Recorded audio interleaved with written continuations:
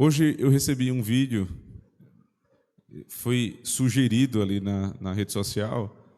É um vídeo muito triste, mas que, de certa forma, tem a ver com o que nós acabamos de ouvir aqui a respeito da lei. O vídeo começa com uma confissão do pastor da igreja, em que ele vai admitir um pecado que aparentemente era um pecado de adultério, que já é um pecado gravíssimo, mas que ele não conta toda a verdade. Ele vai adiante da igreja, ele diz que permaneceu em pecado por muitos anos, pede perdão a Deus e à igreja, e a partir daquele pedido de perdão, a igreja avalia rapidamente, né? Provavelmente alguma igreja que tenha um governo mais ligado ao congregacionalismo, todos estão ali ouvindo, e a igreja, quando ele termina de pedir perdão, a igreja responde dizendo amém, né? Deus te abençoe, Deus tenha misericórdia. Ou seja, a igreja olhou para aquilo, para aquela circunstância e viu a tentativa de uma demonstração de arrependimento e imediatamente, conhecendo que a lei de Deus proíbe no 7º mandamento o adultério, mas ao mesmo tempo diz que um adúltero arrependido pode e deve ser perdoado, a igreja se manifesta naturalmente e imediatamente após o anúncio do pastor. Só que, sentada ali, naquela mesma igreja, estava a moça que se envolveu com o pastor. Que à época, o pastor, até onde eu sei, não é ninguém conhecido. O pastor, essa moça, ela tinha à época 16 anos. Isso levou mais de 20 anos escondida, né? Tudo estava ali por debaixo dos tapetes. E a moça pediu a palavra e ela teve a oportunidade de falar. E quando ela foi falar no púlpito, ela começa a descrever o nível de maldade dessa situação. Como ela procurou pessoas da igreja, até a liderança da igreja, para confessar o seu pecado e, ao mesmo tempo, pedir ajuda. E, absolutamente, o que disseram a ela foi: você não pode falar, porque senão vai cair tudo aqui por cima de você, você vai ser prejudicado, a sua família vai ser prejudicada. Ou seja, a vítima acabou se tornando a vilã da história. E por muitos anos isso ficou escondido na igreja, até que o pastor, por algum motivo, resolveu revelar.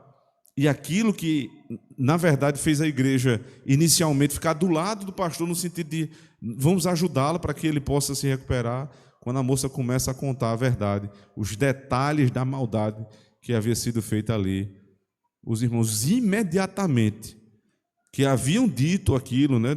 Amém, Deus te abençoe, Deus tenha misericórdia, imediatamente eles reagiram. Pervertido, adúltero. A igreja se levantou, a igreja entendeu que aquele pedido de perdão não fazia muito sentido, porque foi algo muito suave, perto da gravidade do erro. Como é que a igreja consegue mudar tão rápido a opinião?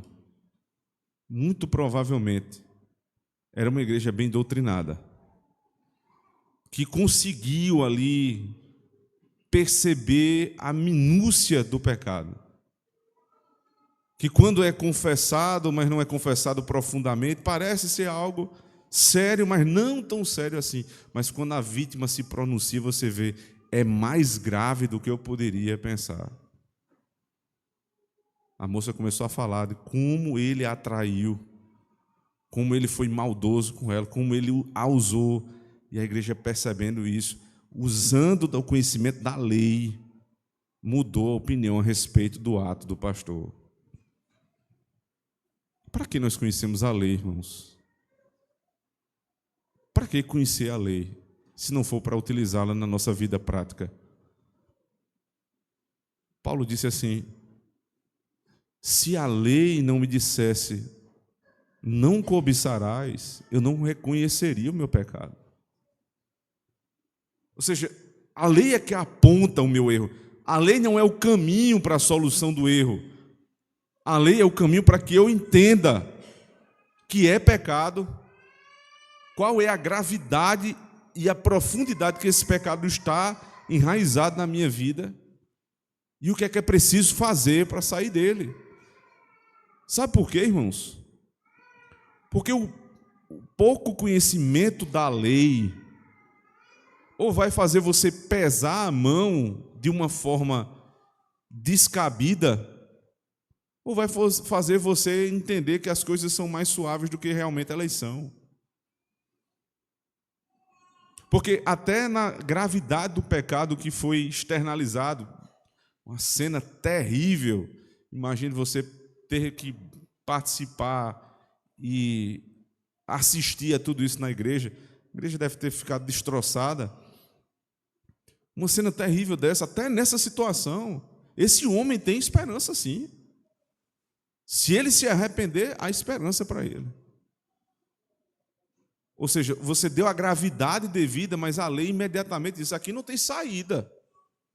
Aonde tem saída? Em Cristo.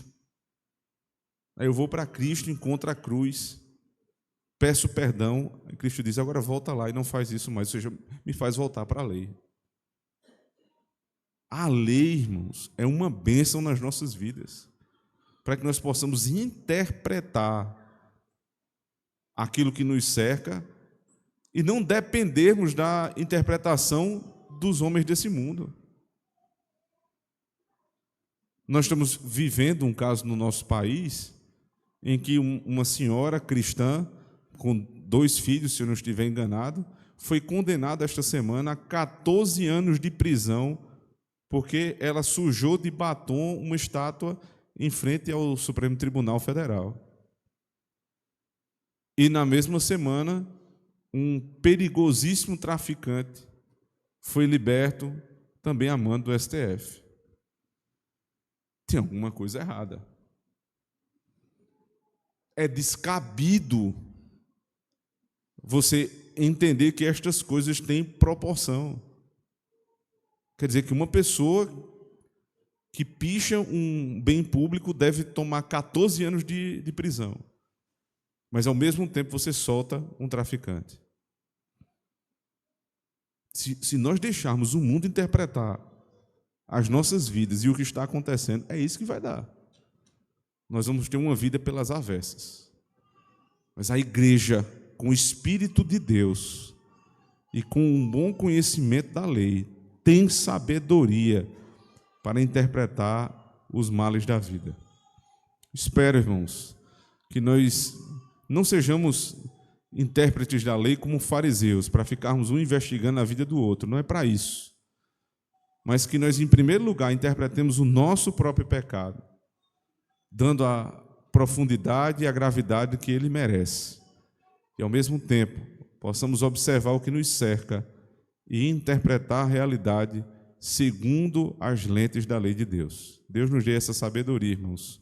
Amém.